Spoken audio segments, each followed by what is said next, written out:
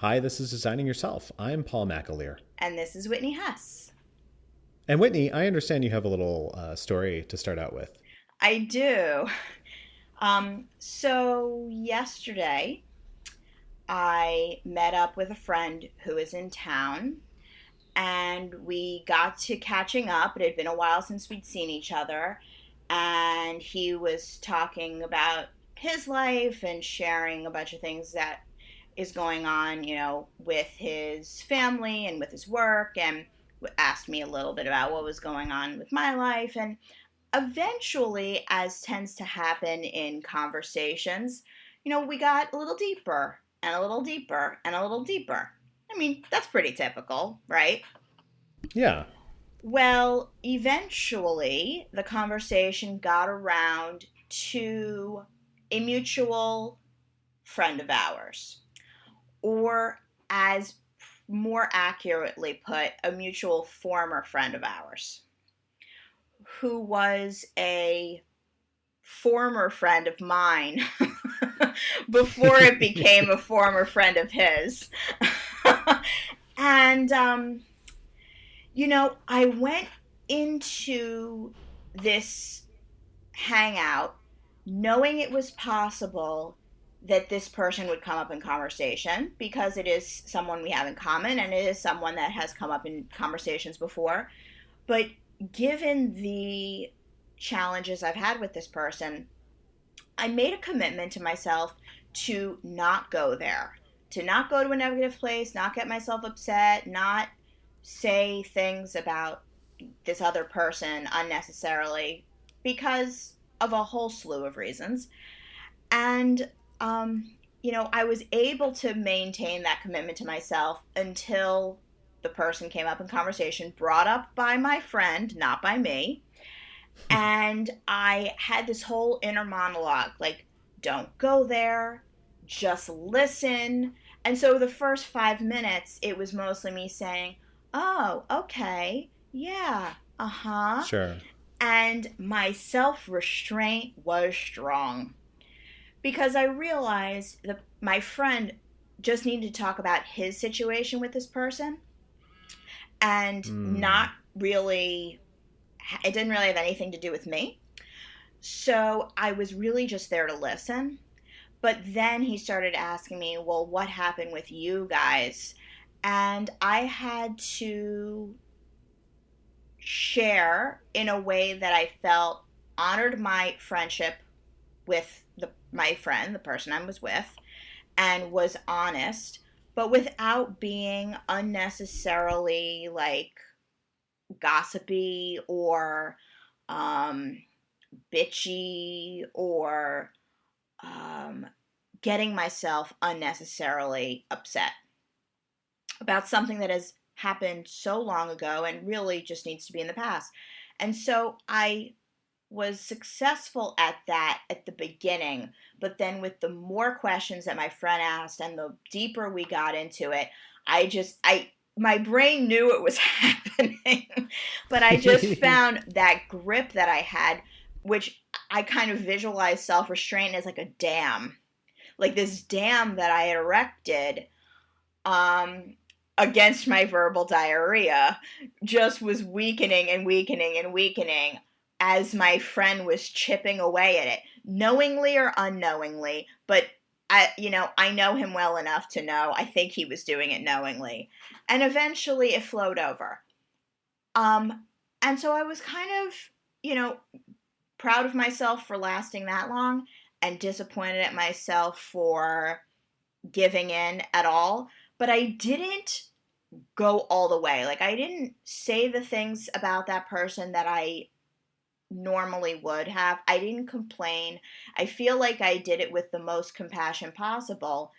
But in the end, in reflecting on it, as I was on my way home after the whole meetup, I felt like, gosh, do I not have the capacity to just not say anything at all? Do I not have the capacity to say, you know what? This topic isn't really beneficial for either of us. Let's just move on to something else. Like, there was a part of me that almost like wanted to cave. And it made me realize that even though my self restraint might have been stronger than it has been in the past, it's still something that is so fragile. And it's really, I think it's other people's influences, but in the end, I'm the one responsible for what comes out of my mouth. So I'm curious. I want to know, like, because you never talk shit about anybody. I mean, you people should know this about Paul. He never talks shit about people. He's Hmm. so, you are so kind and compassionate towards everyone, and even people that you have problems with. I've never heard you really say bad things about them. Is that self constraint? Is that because you're just a nicer person than me? Is that because you just don't have the same arguments with people that I do because I'm difficult and you're not? What's going on here, and why is it so hard for me to keep my mouth shut? Yep, that's it. Thanks for joining, everybody. Nice to hear you. Um, that's it. That's you solved it. That's the whole thing, and that's the end of the episode. No, boy. First of all, thank you so much because that really does mean a lot. So when you were talking about all of that, one of the things that I was starting to visualize was that dam and just that whole idea of what's behind it and all of those emotions and things that we feel we want to say in that moment. It made me wonder, because I know I've been there, if it's really you wanting to say that or a part of you or your ego or what. Because I know that in my own experience that tends to be what it is that when I am faced with those situations, and trust me, I do have those situations, which I'll talk about gladly in a moment. I find that it tends to be not coming from a place of self. It tends to be more a part of me that really wants my voice to be heard or wants the attention or just wants to look really good in a given situation. And that generally might be my ego.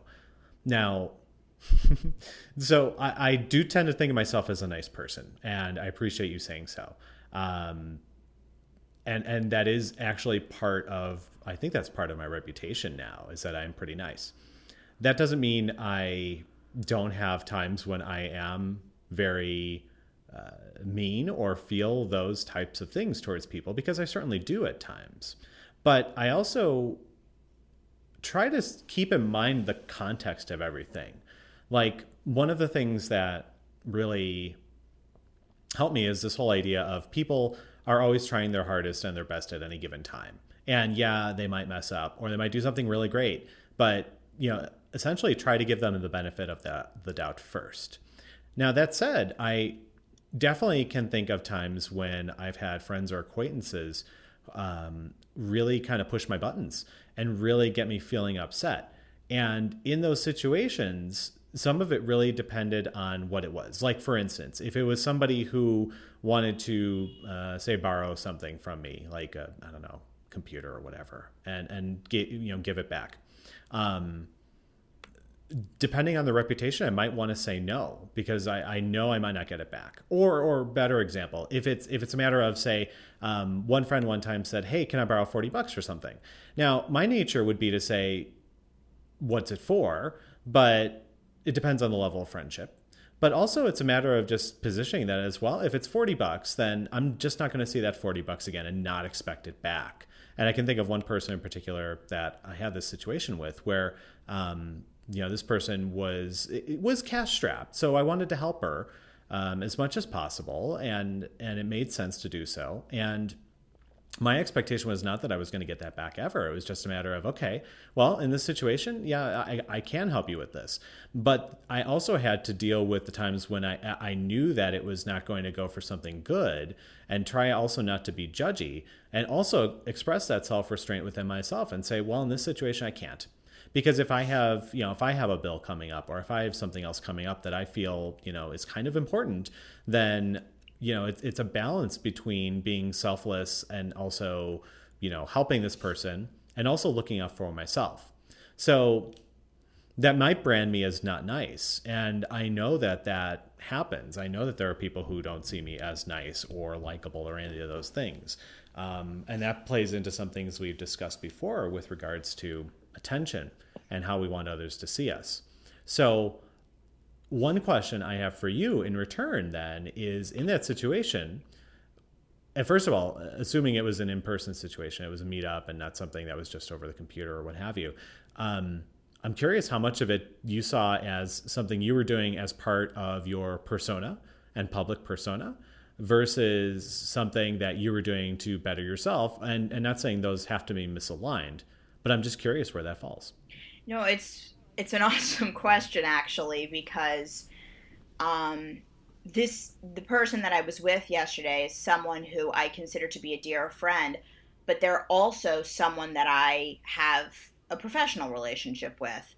And, you know, perhaps if I look back on what my intention was going into it, it was less so, if I'm honest with myself, it was less so wanting to be a better person and more so not wanting it to get back to anybody, because we know a lot of the same people and we know those people in a professional context. So if I'm being honest with myself and answering your question directly, yeah, it was a persona thing, I guess. Like, I didn't want to be seen as or become known as the person who complains about other people or the person who goes negative, because my persona, I hate that word in I hate that word in general. Sorry. I especially hate the word in relationship to user experience because it confuses the shit out of everybody, and it's actually a very useful tool in the design process, but it's a word that confuses everyone. And I especially hate the word in reference to myself, but it fits in this context. I did not want to present myself, underscore on the word present, as a negative person who complains, because I put a lot of work into my persona in general, my outward presentation, as a positive person who doesn't complain about petty crap, because I have not always been that way. I think I started my public, whatever, social media life a long time ago as being somebody who complained a lot. And maybe that gets attention, but it never felt good. And I didn't feel good personally doing that. And I guess I did go through a personal transformation first that then led me to say, you know what, I don't want my public persona to be a complaining negative thing either. So I wanna be conscious of that and make a shift, and I have successfully, and that has been driven by my own personal development that then allowed me to even be aware of it from a public stance. But I do think that you're hitting on something interesting, which is that I went into it yesterday wanting to maintain positivity, in part for my own well-being, but more so out of, and I'm like talking slowly because I'm really thinking through it, more so out of wanting to maintain a certain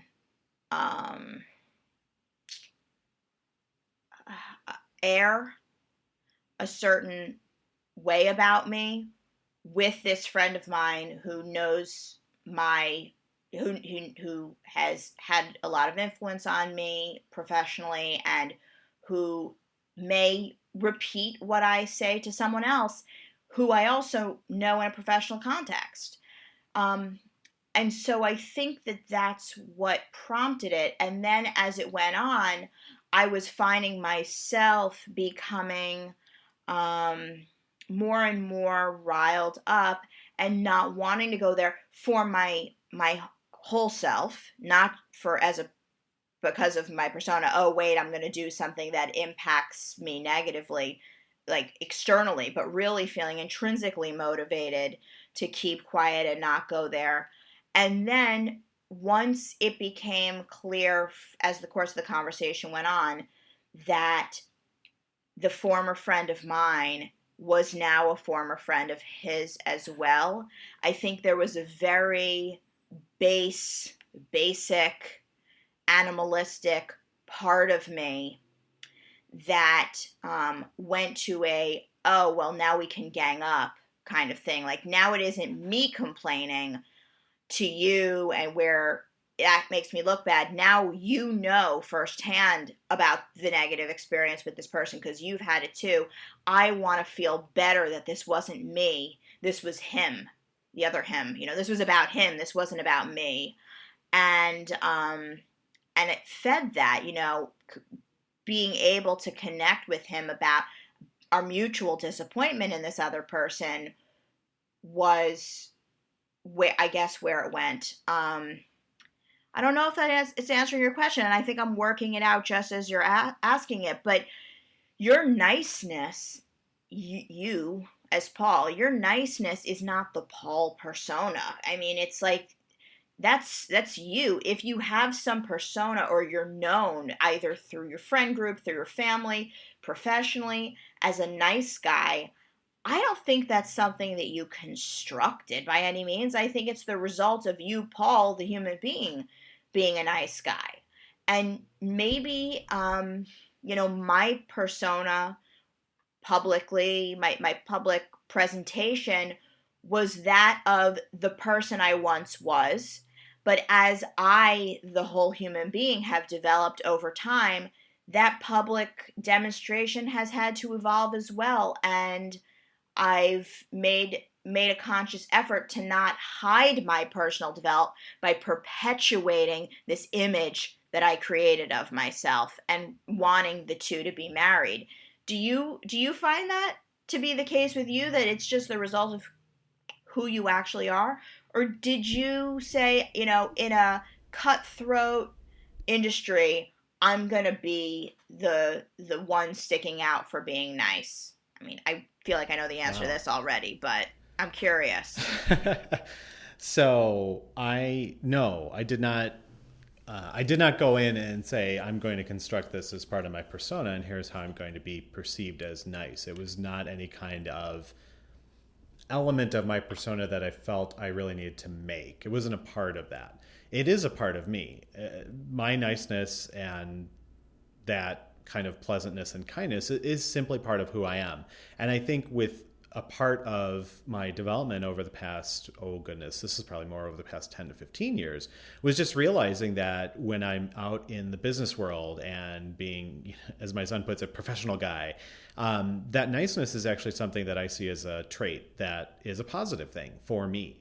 Now, that does mean that there are times when that can be a fault, when I can be too nice or too polite, say. But generally speaking, I do find that that's core to me. And I don't know that that's something that's really going to change over time in a dramatic way. I would say that, of course, I reserve the right to change at any time. But I would be surprised if I took more of a tack towards being a grumpy or bitter person.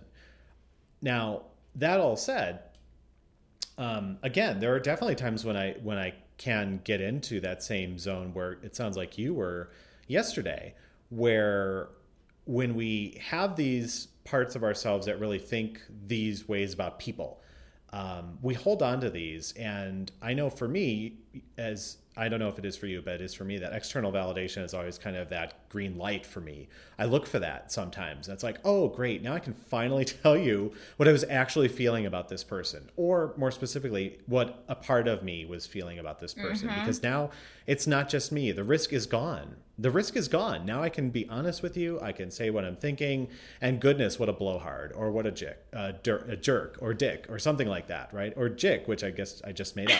I'm going to be using that one. Yeah, I guess it's safe for work. So in any case, that type of thing, though, that's something we look for. But it seems, and this has been my experience, in that we look for that when we're talking bad about other people or saying things that are critical of other people. But we don't look for that nearly as much when it's a nice thing. I don't think. When we see compliments or we hear them about other people or even ourselves to some degree, I don't see as much of that piling on. And like, let's all dive in and see, let's applaud this person and give her the credit she deserves, for instance, for doing a job well done, or if she's just a good person, for goodness sake, just saying that to the person and saying that person's good. I don't see a lot of that piling on. That makes me kind of sad, because I feel it's just as valid. But I'm wondering if that's also just the circles that I run in, or that, we do give people a slap on the back, or for a good job and things like that, pat on the back. But I don't necessarily see it as a thing that we do, collectively speaking. I wonder if that's also a part of this too, in that what you're experiencing is something that's pretty common, that we hold and harbor these ideas about people, which may or may not be right, but we hold them inside. And then when somebody else kind of opens that floodgate, opens up that dam that we have, then we can say, oh, great, now I can say this stuff. Because in my experience, when I've had that, I feel really good afterwards. Like, I feel bad. I feel guilty for sharing that. But I also feel that part that wanted to say that feels really good for getting that out. And wondering if that's your experience too.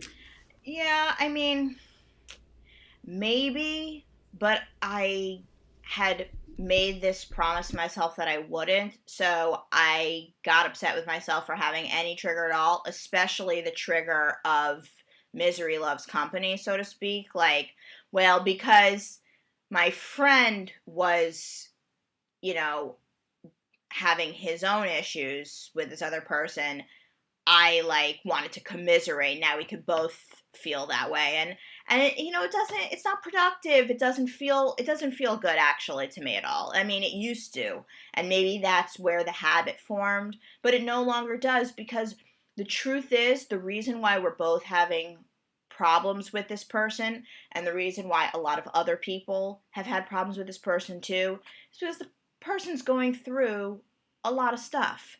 Are they handling it well? No, because we don't have the compassion foot forward for them. So obviously, they've been handling it very poorly and really burning a lot of, I don't want to say bridges, relationships, killing a lot of relationships in the process. But that is the result of this person being in a lot of pain, experiencing a lot of suffering, going through tough times. And so, no, I don't really feel good that we, tore them a new one, even in private, um, for our own, satisfaction or whatever. But, you said something that actually made me think that there is self-restraint in the extent to which we compliment people as much as when we complain about them.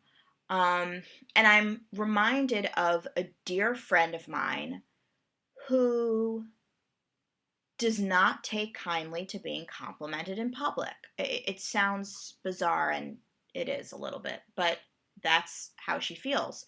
She really does not like when people are effusive about her to other people in her presence. And she is a wonderful human being. She's one of my closest friends. And when I'm around other people that she knows who I don't get to be around very often, a part of me feels really passionately about wanting to share with that other person in her greatness and have that joint moment of exalting her in a way, if putting her on a pedestal, because in her life she really isn't. She's a mom, she's a wife, she's a professional who's got a lot of stuff on her shoulders all the time. She's not really often, put on that pedestal and praised. And so when I'm around a mutual friend of hers who I know also feels the same way, I want to make a love fest out of it. And she gets so angry with me every time. And so I have had to learn self-restraint in that totally other way. And just the way that, what you bringing this up is making me realize it. Otherwise, I don't think I would have ever come to this conclusion on my own. That I find it just as hard to bite my tongue in those situations, because there is someone who feels the same way as me. I want to revel in that, which is perhaps the opposite of commiserate. And I want to honor her and acknowledge her and hope that she gets some joy out of it. But the reality is she doesn't. So I have really had to hold back. And I've found ways to do it so that I'm satisfied. The other person gets the opportunity to share in that acknowledgement with me, but my friend isn't upset by it. And either it's when she goes to the bathroom or something like that, like serious, like, or she's walking ahead of us, walking down the sidewalk, or in such a small way that she lets it pass, but the mutual friend, whomever that person is, picks up what I'm putting down. And I'm now realizing that self-restraint is very closely connected, if not actually self-regulation, where restraint feels like handcuffs to me. It's like completely held back, prevented, not acting in that way, absolutely permanently not doing the thing you're not supposed to do. Whereas self-regulation feels much softer and it feels much more like a spectrum, whereas self-restraint feels binary, either you did it or you didn't. Self-regulation is like the volume dial, and you get to decide where on that dial is appropriate. And maybe what happened yesterday is that I decided where on the dial was appropriate. I spoke my mind. I didn't completely go overboard and get really angry and start talking shit. I really didn't, but I still expressed how I was upset about the situation. We shared a little bit about what was going on with the guy and why, maybe these things were happening, as compassionately as possible. We went a little bit further than I had wanted to go, but I guess I made a call in the moment that it was right. And so I dialed it up more than I thought I would, but I had it dialed back a lot more than I usually do. And so maybe that's what we're talking about here. And when you were saying that there are times when you feel comfortable or you're now in private, it's like, okay, now I can be really honest. Maybe that's you turning the dial up a little bit, but not turning it so far that it would make you uncomfortable, make the other person uncomfortable, go against your values, go against who you are. I don't know. What do you make of that? Is this a spectrum that we're talking about here, or is it you're either restraining or you're not restraining, and to be gray about it is just giving yourself leeway unnecessarily? I love the gray area, and I also think that is such a wonderful visual metaphor of the dial, because while you were discussing that and mentioning this, how they work together and being softer with the idea of self-regulation, I envision that as a dial too, as an actual dial. And then next to it is self-restraint, which is more of an on-off switch. As you say, it's binary. Now, obviously they work together, etc. But the concept of self-restraint to me also feels very much like an on-off. And you either also, it sets up maybe this false stick to me that you either have it or you don't, and I don't know if that's necessarily true. I think we really do have more of this spectrum with it, in that in some situations, yes, we practice more restraint or something else with ourselves. We have more of that. And then there are times when we have less of that. And part of that is due to, it's due to how we're feeling, the people we're with, who we're talking about, the topic, our expertise, our naivete, all of that stuff comes into play for that. And it's really us guiding it, right? It's us saying in that moment, okay, cool. This is a time when I can be a little more free and I don't have to be as restrained. And then there are other moments where we either have a feeling which we can act on, or we think or analyze a situation, or we get cues from other people that say, yes, this is in fact a time when I need to have more restraint for these reasons.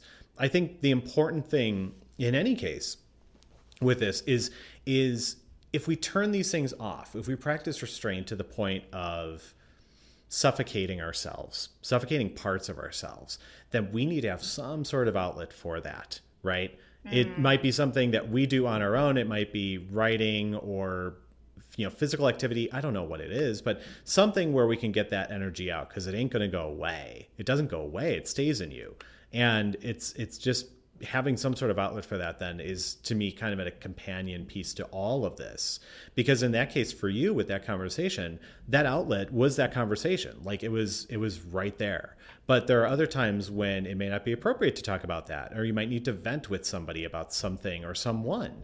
So as long as you have that opportunity and keep it within the context of who you are, and even, forgive me for the word, but the persona you've created and your intentions, then that seems to be what it looks like, kind of this more holistic thing versus just this one idea of self-restraint. I love it. You've solved it, as always. We solved it again? Wow, awesome. I love it. Well, I'm feeling a little bit better about my behavior yesterday, so thank you for that. Oh, you're welcome. And I really do think you should trademark nice guy, because that really is you. Well, I appreciate it and I love the idea, but I don't know if a nice guy would do a trademark on something like that. I don't know. So true. I don't know. Gosh, yet more proof that I am not the nice guy. No, you're just a shrewd business person. I understand. All right. Thank you so much, Whitney. This is a great chat, and we'll do it again soon. Always a pleasure chatting with you, Paul. Bye. Bye. Our thanks this week to our transcript sponsor, RightPoint. RightPoint is a digital agency specializing in user research, custom UX, and creative for brands. Headquartered in Chicago, RightPoint also has offices in Denver and Detroit and provides their services throughout the country. For more information, visit rightpoint.com.